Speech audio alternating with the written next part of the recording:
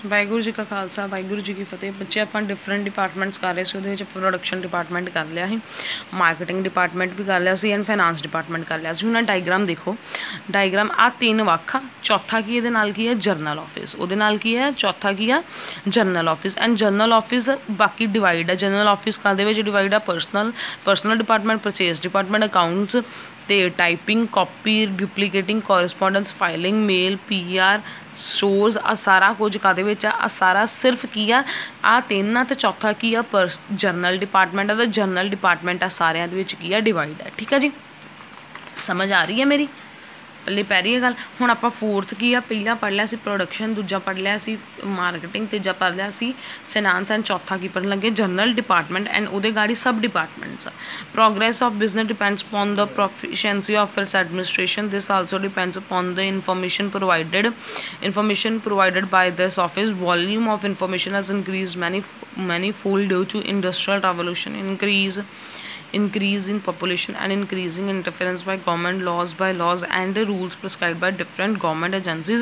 ये करने की कोई लोड़ नहीं है। तुसीं जो लिखोगे तुसीं कहना जनरल डिपार्टमेंट इन्नियां चीज़ां च डिवाइड है, तो जनरल डिपार्टमेंट तुसीं कहोगे पहला काहदे विच डिवाइड आ, पहला काहदे विच आ परसनल डिपार्टमेंट। परसनल डिपार्टमेंट मैं तुहानूं पहलां कहा, परसनल डिपार्टमेंट किहड़ा डिपार्टमेंट हुंदा वा जिहड़ा किहदे नाल हुंदा, इंपलॉयज़ दे नाल हुंदा। ठीक है ना, personal PERSONNEL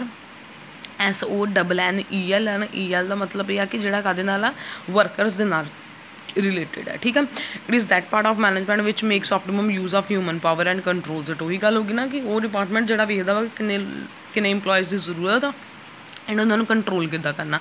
the optimum use of human resources is necessary for the success of the business. It is related to managerial and other processing jobs. हुण देखो बच्चे ये की आ फंक्शनस की आ, ये डिपार्टमेंट की करता, देखो ह्यूमन रिसोर्स प्लैनिंग कि किन्ने जाणिਆਂ ਦੀ लोड़ आ। उस तो बाद to establish an organisation between functions to coordinate between humans and physical resources. वही गल होगी कोऑर्डिनेशन करना रिसोर्सिज का, तो किन्नी ऑर्गेनाइजेशन के लोड़ आ, तो किन्ने लोग हैगे आ। ठीक है जी, टू गाइड द पर्सनल जोड़े वर्करस उन्होंने गाइड करना, to keep them under control, तो उन्होंने कंट्रोल भी करना। ठीक है जी, फंक्शनस उन्होंने किहड़े आ परसनल डिपार्टमेंट के, देखो personnel department to hire persons of correct quality and quantity, hire किए परसनस उन्होंने ट्रेन किया। देखो ये सौखे ही आ बच्चे, तुसीं अपने आप कर सकते हो। फिर उस तो बाद ट्रेनिंग करके उन्होंने सफिशेंट इक्वल कम्यूनीकेशन करनी कि तुसीं किहड़ा काम करोगे, and equation between the welfare of workers and owners कि दोवां का बेनीफिट हो, वर्कर्स का भी बेनीफिट हो जिहड़ा वो काम कर रहे हैं, तो ऑर्गेनाइजेशन का भी बेनीफिट हो, profitable and good conditions for the services of workers, तो वर्कर्स नूं गुड कंडीशनस प्रोवाइड करनियां जिथे रह के वो वधिया काम कर सकन। Second one is that purchase department. तुहानूं पता वा कि परचेज डिपार्टमेंट का मतलब जिथों आपां रॉ मटीरियल या बाकी चीज़ां परचेज करी दियां। ठीक है, it is responsible for the different types of purchase such as plant and machinery कि जिहड़ा वो डिपार्टमेंट जिन्हें हर एक चीज़ को परचेज करना। For example plant and machinery, stationery, raw material. This department find good supplies, sets the terms, orders, receive bills, invoice, prepares journal and ledger, prepares voucher for payment etcetera. ये वो वाला department जिन्हें हर एक चीज़ को की करना वा परचेज करना। ठीक है, for its efficiency in these functions a fully functional office is required। तो ਇਹਦੇ ਨਾਲ ਕੀ ਹੈ fully functions obviously ਜਿਹੜਾ ਫੁੱਲੀ ਫੰਕਸ਼ਨ ਤੁਹਾਡੇ ਕੋਲ ਪੂਰਾ ਡਿਪਾਰਟਮੈਂਟ ਹੋਣਾ ਜਿਹਦੇ ਵਿੱਚ ਤੁਸੀਂ ਇਹ ਸਾਰਾ ਕੰਮ ਕਰ ਸਕੋ। ਤੇ ਬੱਚੇ ਓਬਵੀਅਸਲੀ परचेज करन दे, जो तुम परचेज के बाहरों चीज़ा भी मंगवाओगे तो बाहरों चीज़ा मंगवाने तक तुम की करते जो इंपोर्ट।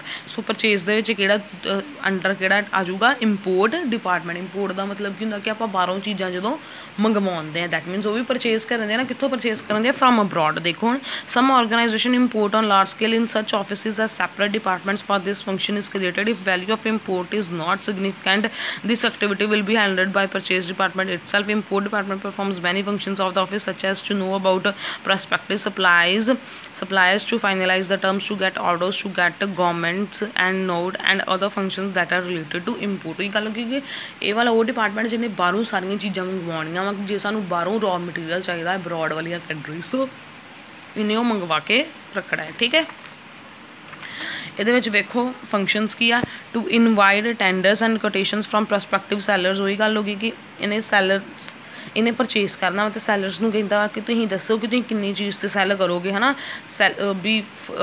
ठीक है, कि सैलर्स को कहता वा कि तुम भेजो अपने ਟੈਂਡਰਸ ਭੇਜੋ ਟੈਂਡਰਸ ਦੇ ਵਿੱਚ ਹੁੰਦਾ ਕਿ ਅਖਬਾਰ ਦੇ ਵਿੱਚ ਭੇਜੋ ਕਿ ਤੁਸੀਂ ਕਿੰਨੇ 'ਤੇ ਆਪ ਪ੍ਰੋਡਕਟ ਸੈੱਲ ਕਰਨਾ ਚਾਹੁੰਦੇ ਸਾਡੀ ਮਰਜ਼ੀ ਹੋਗੀ ਤਾਂ ਆਪਾਂ ਉਹਨੂੰ ਬਾਏ ਕਰ ਲਾਂਗੇ to select best source of supply ਉਹ ਸਿਲੈਕਟ ਕਰਨਾ ਜਿਹਦੇ ਵਿੱਚ ਬੈਸਟ ਹੋਵੇ ਠੀਕ ਆ ਸਪਲਾਈ ਜਿਹਦੀ ਕੋਈ ਬੈਸਟ ਸਪਲਾਈ ਹੋਵੇ ਉਹ ਵਾਲਾ ਸਿਲੈਕਟ ਕਰਨਾ to order purchase and ensure that supplies in time ਤਾਂ ਸਪਲਾਈ ਟਾਈਮ 'ਤੇ ਆਈ ਹੈ to make list of supplies and make final choice ਉਹੀ ਗੱਲ ਹੋ ਗਈ 10 ਆਏ ਆ ਟੈਂਡਰ ਆਏ ਉਹਨਾਂ ਵਿੱਚੋਂ ਬੈਸਟ 5 ਚੁਣ ਲਏ 5 ਚੋਂ ਇੱਕ ਚੁਣਨਾ ਕਿ ਜਿਹਦੇ ਨਾਲ ਮੈਂ ਲੈ ਸਕਾਂ ਉਹਦੇ ਕੋਲ ਪ੍ਰੋਡਕਟ ਲੈ ਸਕਾਂ ਠੀਕ ਹੈ ਜੀ to check the material received and to compare with the sample ਕਿ ਉਹੀ ਸੈਂਪਲ ਦੇ ਨਾਲ ਕੰਪੇਅਰ ਕਰਨਾ ਕਿ ਜਿਹੜਾ ਮੈਂ ਜਿਹੜੀ ਚੀਜ਼ ਕਹੀ ਉਹ ਆਈ ਆ ਜਾਂ ਇਹ ਉਹਨਾਂ ਨੇ ਬਦਲ ਕੇ ਤਾਂ ਨਹੀਂ ਦੇਤੀ to maintain purchase record and files ਉਹੀ ਗੱਲ ਹੋ ਗਈ ਕਿ ਜਿਹੜਾ ਪਰਚੇਜ਼ ਜਿੰਨੀ ਪਰਚੇਜ਼ ਕੀਤੀ ਉਹ ਫਾਈਲਾਂ ਮੇਨਟੇਨ ਕਰਨਾ ਕਿੰਨਾ ਪਰਚੇਜ਼ ਕੀਤਾ ਕਦੋਂ ਕੀਤਾ ਕਿਹੜੇ ਡੇਟ ਨੂੰ ਪਰਚੇਜ਼ ਕੀਤਾ and last one is that to inform the executives about the position of supply along with price level ਉਹੀ ਗੱਲ ਹੋ ਗਈ ਕਿ ਤੁਸੀਂ ਪ੍ਰਾਈਸ ਵੀ ਦੱਸਣਾ ਆਪਣੀ ਫਾਈਨੈਂਸ ਡਿਪਾਰਟਮੈਂਟ ਨੂੰ ਕਿ ਅਸੀਂ